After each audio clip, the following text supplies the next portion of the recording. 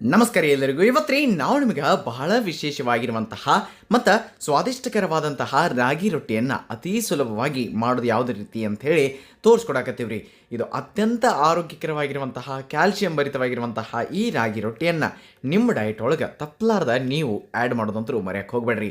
ಹಾಗೆ ನಮ್ಮ ಚಾನಲನ್ನು ನೀವು ಇನ್ನತನ ಸಬ್ಸ್ಕ್ರೈಬ್ ಆಗಿರಲಿಲ್ಲ ಅಂತಂದ್ರೆ ಜಲ್ದಿ ಸಬ್ಸ್ಕ್ರೈಬ್ ಒಂದು ಆಗಿಬಿಡ್ರಿ. ನೋಡಿ, ಅದ್ರ ಜೊತೆ ನಾವು ಒಂದು ಮಸ್ತಾಗಿರುವಂತಹ ಬೆಳ್ಳುಳ್ಳಿ ಚಟ್ನಿಯನ್ನು ತೋರ್ಸಾಕತ್ತೀವಿ. ನೀವು ಇಲ್ಲಿ ಕಾಶ್ಮೀರ್ ರೆಡ್ ಚಿಲ್ಲಿ ಅಥವಾ ಬ್ಯಾಡಗಿ ಮೆಣಸನ್ನು ತೊಗೊಂಡ ಒಣ ಮೆಣಸಿಕಾಯಿ ರೀ, ಅದಕ್ಕೆ ಸ್ವಲ್ಪ ಬಿಸಿನೀರನ್ನು ಹಾಕಿ ಸ್ವಲ್ಪ ಹೊತ್ತ ಏನು ಮಾಡಿರಿ, ಈ ಒಂದು ಬಿಸಿನೀರೊಳಗೆ ಈ ಮೆಣಸಿಕಾಯಿ ನೆನೆಯೋ ಹಂಗೆ ಬಿಟ್ಟುಬಿಡಿ. ಸ್ವಲ್ಪ ಹೊತ್ತು, ಭಾಳ ಹೊತ್ತೇನಿಲ್ಲ, ಒಂದು 10-15 ನಿಮಿಷ ಇರ್ರಿ ಹಿಂಗೆ ಬಿಸಿನೀರಾಗ.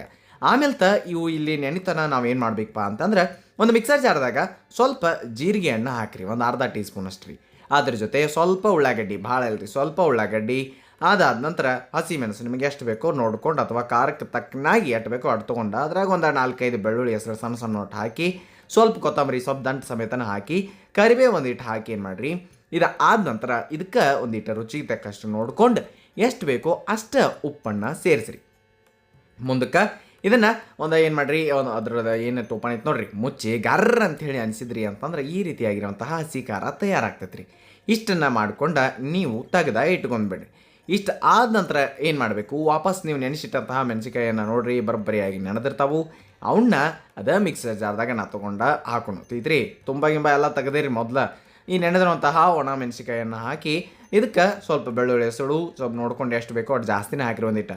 ಅದಾದ ನಂತರ ಕರಿಬೇವು, ಆಮೇಲೆ ಕೊತ್ತಂಬರಿ ಸೊಪ್ಪು. ಅದಾದ ನಂತರ ಏನು ಮಾಡಿರಿ, ಇದ್ರಾಗ ಒಂದಿಟ್ಟು ಜೀರಿಗೆಯನ್ನು ಹಾಕಿರಿ. ಜೀರಿಗೆಯನ್ನು ಆದ ನಂತರ ಏನು ಮಾಡಿರಿ, ಇಲ್ಲಿ ಒಂದಿಟ್ಟು ನೋಡ್ಕೊಂಡು ಎಷ್ಟು ಬೇಕೋ ಅಷ್ಟು ಉಪ್ಪನ್ನು ಹಾಕಿರಿ.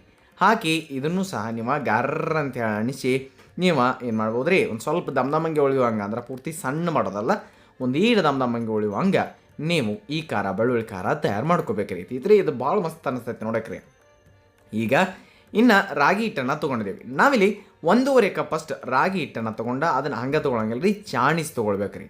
ಇದನ್ನು ಇನ್ನಷ್ಟು ಆರೋಗ್ಯಕರವಾಗಿ ಮಾಡ್ಬೇಕಂತಂದ್ರೆ ಇದ್ರಾಗ ನೀವು ಈ ರೀತಿಯಾಗಿ ಸಣ್ಣ ಕಟ್ ಮಾಡಿರುವಂತಹ ಕ್ಯಾರೆಟ್, ಸೌತೆಕಾಯಿ, ಈರುಳ್ಳಿ, ಟೊಮೆಟೊ ಮತ್ತು ಈಗೇನು ಖಾರ ಮಾಡಿಟ್ಟಿದ್ದು ನೋಡ್ರಿ ಆಗಲೇ ಅದು, ಇವನ್ನೆಲ್ಲನೂ ತೊಗೊಂಡ ಈ ಒಂದು ಹಿಟ್ಟು ಬಂದು ಪರಾತ್ನಾಗ ಹಿಟ್ಟು ತೊಗೊರಿ ಅಥವಾ ಬುಟ್ಟ್ಯಾಗ ತೊಗೊರಿ, ಅದ್ರಾಗ ಇವೆಲ್ಲ ತರಕಾರಿಗಳನ್ನು ಹಾಕಿರಿ. ನಿಮಗೆ ಬೇಕಾಗಿರುವಂಥ ತರಕಾರಿಗಳನ್ನು ನೀವು ಇದ್ರೊಳಗೆ ಆ್ಯಡ್ ಮಾಡ್ಬೇಕು. ಕ್ಯಾಪ್ಸಿಕಮ್ ಬೇಕಂದ್ರೂ ಹಾಕ್ಬೋದು ರೀ. ಇದ್ರೊಳಗೆ ಸ್ವಲ್ಪ ಧನಿಯಾ ಪೌಡ್ರನ್ನು ನೀವು ಹಾಕಿರಿ. ಅದಾದ ನಂತರ ಏನು ಮಾಡಿರಿ, ಎಷ್ಟು ಬೇಕೋ ನೋಡ್ಕೊಂಡು ಅಷ್ಟು ಅರಿಶಿನ ಪುಡಿಯನ್ನು ಹಾಕಿರಿ. ಭಾಳ ಹೊತ್ತನ ಏನು ಬೇಕಾಗಿಲ್ಲ, ಸ್ವಲ್ಪ ಹಾಕಿರಿ. ನೋಡಿ, ಇಷ್ಟಾದ ನಂತರ ಇದನ್ನು ಮಿಕ್ಸ್ ಮಾಡೋಕ್ಕೆ ಶುರು ಮಾಡಿ.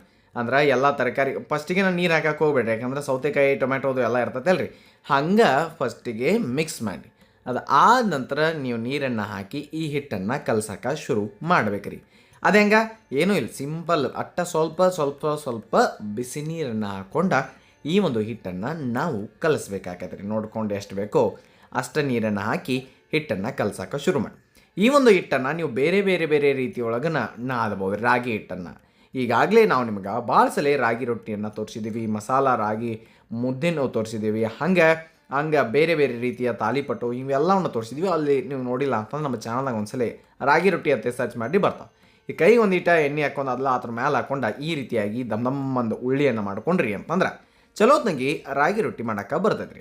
ಒಂದು ಬಟರ್ ಪೇಪರಿಗೆ ಸ್ವಲ್ಪ ಎಣ್ಣೆ ಹಚ್ಚಿ ಅದ್ರ ಮೇಲೆ ಈ ರೀತಿ ತಡ್ಕೊತ ಹೋದ್ರೆ ಮುಗಿದು ಹೋಗ್ತೈತೆ ರೀ ಕೆಲಸ, ಮತ್ತೇನೂ ಇಲ್ಲ.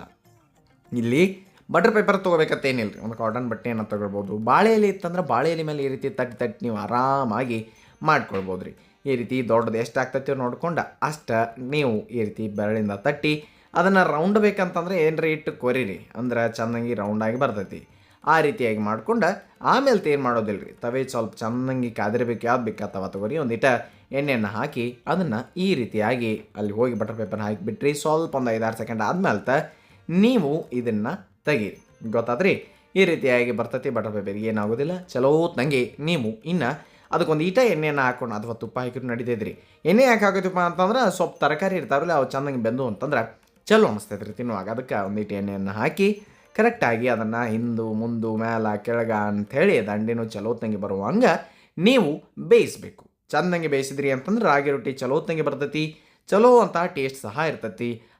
ಹಂಗೆ ಉಳಿತು ಅಂತಂದ್ರೆ ಅದು ಸರಿ ಅನ್ಸಂಗಿಲ್ಲ. ಅದಕ್ಕೆ ನೋಡ್ಕೊಂಡು ಈಸಿಯಾಗಿ ಈ ರೀತಿಯಾಗಿರುವಂತಹ ಹೆಲ್ದಿ ರೆಸಿಪಿಗಳನ್ನು ನಿಮ್ಮ ಡಯಟ್ ಒಳಗೆ ತಪ್ಪಲಾರ್ದ ಆ್ಯಡ್ ಮಾಡಿ.